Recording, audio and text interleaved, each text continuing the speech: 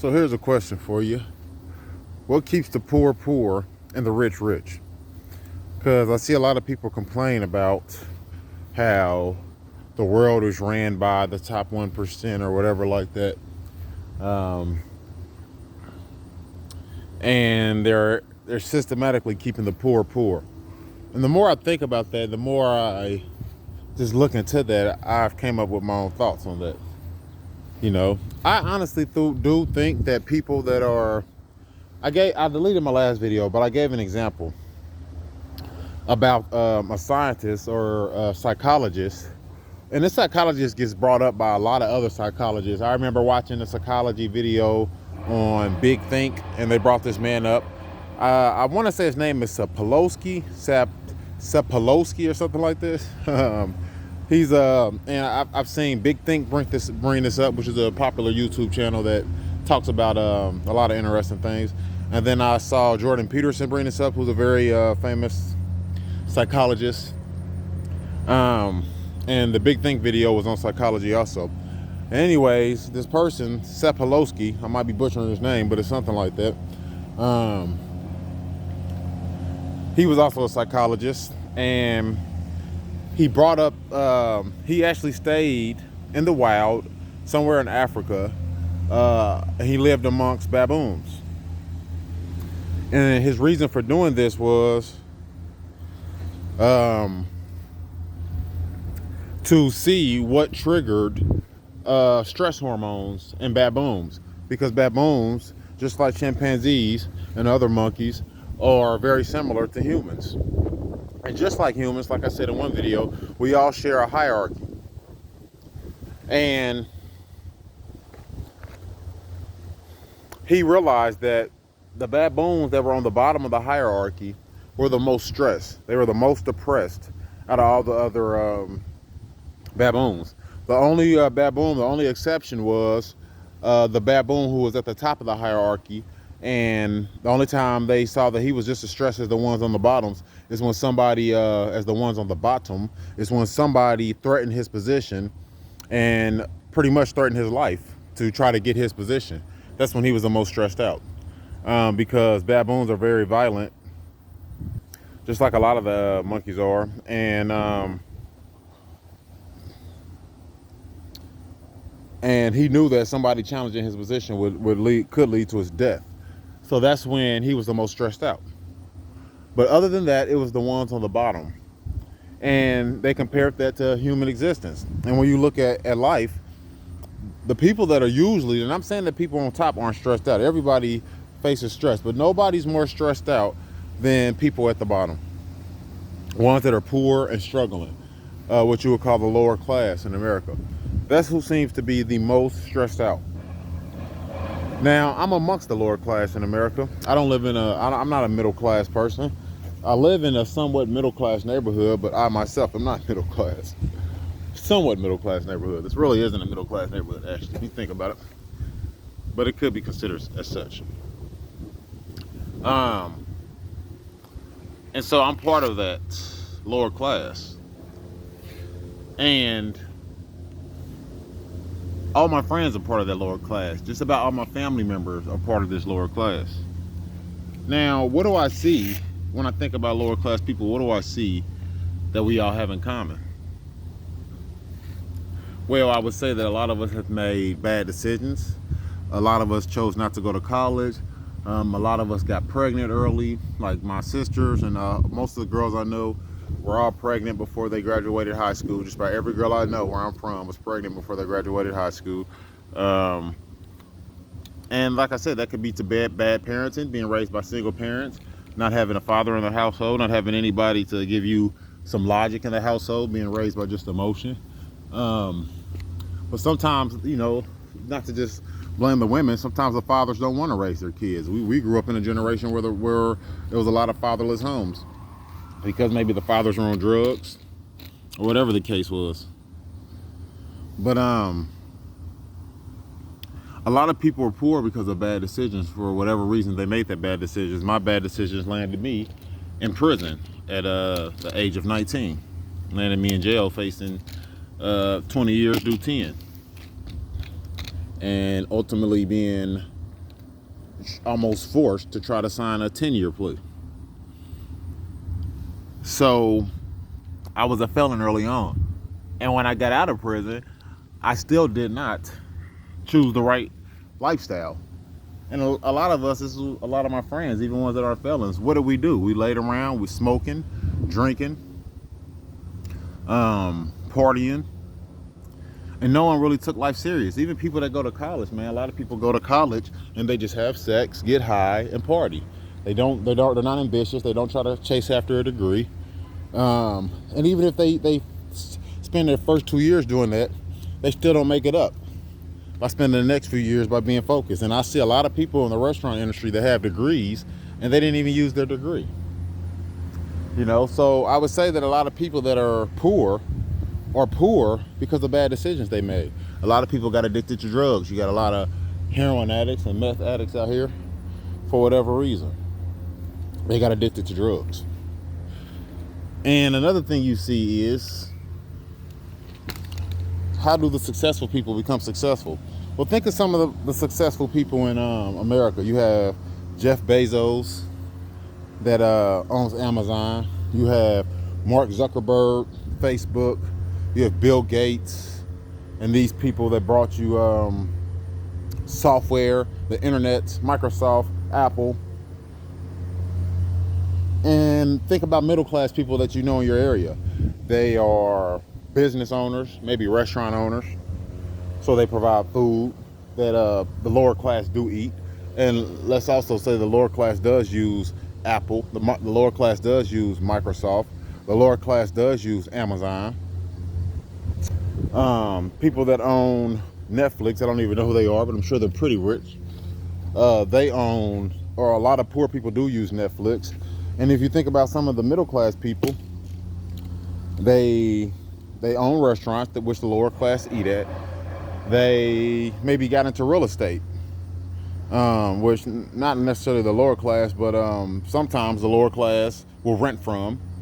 Also middle class people use these products too, middle and high class. Everyone uses these products. So it would be safe to say that people that are in the middle class and the upper class made good decisions. They focused, they disciplined themselves, and they became successful. And maybe some of them created something that normal people like me and you could use. So even though people are complaining about people that are rich, we use their product. Look at Elon Musk. People buy Tesla. He also used to own PayPal before he sold PayPal. A lot of people use PayPal. So my point is that maybe the poor is poor because we make poor decisions. Because I'm thinking about everybody that's poor. A lot of us started from in a deficit because we came from a poor thinking household. But can you blame that on? Who can you really blame that on? Because think about this, y'all, and I hate to keep blaming women. A lot before women's rights and before women had the power they do, they weren't divorcing their husbands. They couldn't. And think about this, men couldn't even cheat on their wives like that. They would have to kind of like go to the whole other side of town to try to find somebody to cheat with. It was hard for them to kind of like cheat with somebody in the neighborhood unless you had like some neighborhood thought that everybody warned you against, who would screw your husband or something like that. And let's be honest, they used to say some of the women were screwing the milkman. I don't know, that was like a term used back in the day, so I'm sure it came from some type of truth. That while the husband was gone, the wife was having sex with the milkman. But for the most part, households seemed to be together, and people seemed to be way more fit for society, though you still had that 1%, or not 1%, but that small percentage of losers and people that just did not amount to anything or didn't try to amount to anything. You still had that out here. Let's not fail to mention that, when people came back from the war, a lot of people were addicted to drugs and alcohol and things like that. Let's say during World War II. So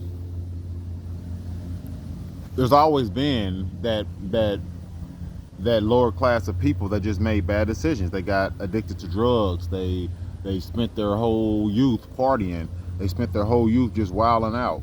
men and women the same. Um, and now we live in a world where I guess you could call this systematic, where they pushed, if you want to come say systematic racism, they pushed black people into poverty, and now you have a generational poverty, generation after generation of bad decisions. They gave our women way more power than they gave the men, and this is what you can look at as systematic racism, I guess. But there's also, I mentioned in a video on, there was a show called, what was the spinoff to the Cosby Show? I forget what it was called. It had Lisa Bonet in it, and they were in college. I can't remember, but either way, in this show, A Different World, in this show, one of the guys gave an example. There was a bunch of kids that were, misbehaved kids, and they basically said they were basically going around complaining that, there was no hope for them. They were meant to be felons. They were meant to be criminals. They're basically just making excuses of why they were bad kids. And one of the guys in the show told the kids, one of their mentors, he was like, blacks today are almost like fireflies in a jar. These fireflies kept on trying to get out of this jar, and they kept hitting their head on the lid. And so after a while, these fireflies stopped trying to escape this jar because they got tired of hitting their head on the lid. They got tired of the pain. So they gave up. While some of the other fireflies continued going. They continued to try to escape. And then one day somebody removed the lid, and the fireflies that kept continuing to try to escape jumped up one day, and the lid was gone and they escaped, while the other ones had just given up. And I think that's the mentality. I think that was a great analogy of what's going on today. A lot of people, a lot of our people, black people, have just given up, because I know a lot of successful people. My father is successful. He's been middle class for years now. He's been 6 figures, though we don't see any of that money. He's been 6 figures for a while. My uncle's middle class. He probably makes, I don't know, $80,000 a year or something, which isn't a bad salary at all. And you don't have to have a physical job to be middle class, man. We could have went and got our degrees at an early age, in my early 20s. Even after I got out of prison, I could have went and got a college degree. Though I tried, I failed. I just did not stick to it. Weed and alcohol played a big part of that, and also maturity, man. So, and also drive. I didn't have the drive.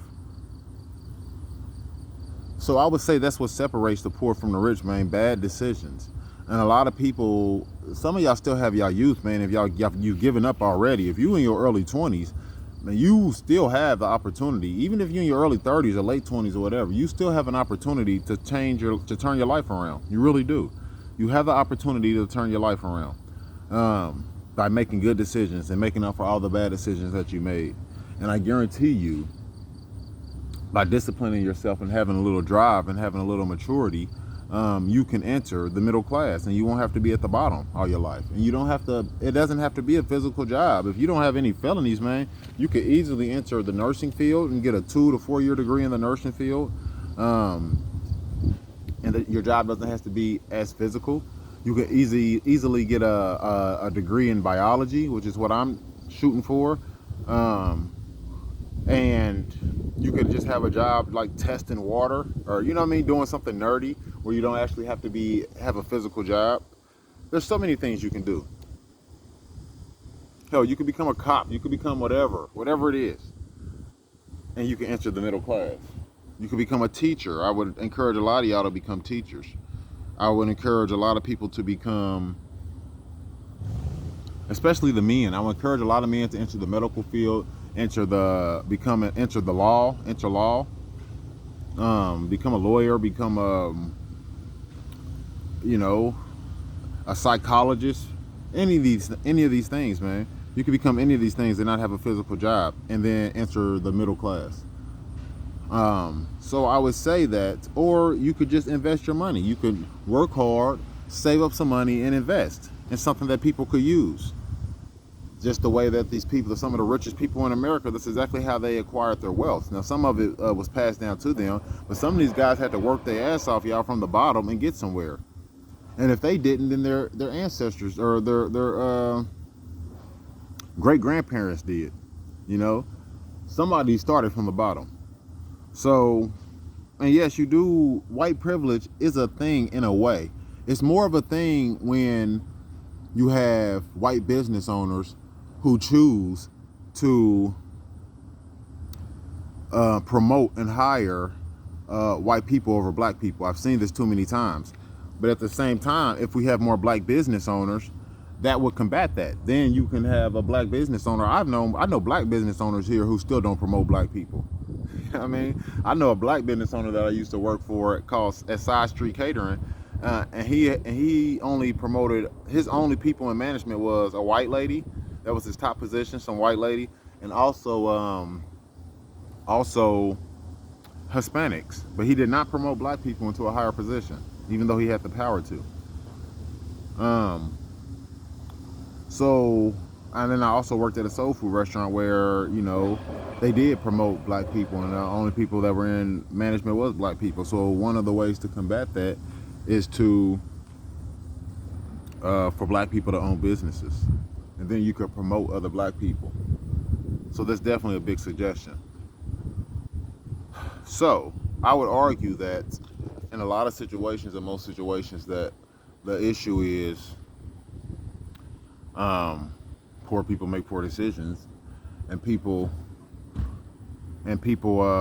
of middle class or upper class just make better decisions. You know, I don't really think it's fully the rich keeping the poor poor. I think a lot of times it's the poor keeping the poor poor. And also your friends and your surroundings, the crabs in the bucket that want to pull you down. I got a lot of crabs in the bucket around me. Women I've dated, friends I've been around. You got to watch your surroundings. You have to surround yourself around successful people, or people that have the state of mind that you have. That's why these people that's in these groups on Facebook, man, there's a lot of y'all are joining these black pill communities and these nihilistic groups that I keep talking about, and that's the reason why y'all gonna stay with that same mentality. You're gonna stay with that same negative mentality, because that's, now you're a bird of a feather, and that feather is nihilistic, or it's draining to your mental health. And as long as you stay in those groups, you're gonna stay with that same state of mind. So I would argue that a lot of times it's the poor keeping the poor poor. My name is The Scrooge, and I'm out.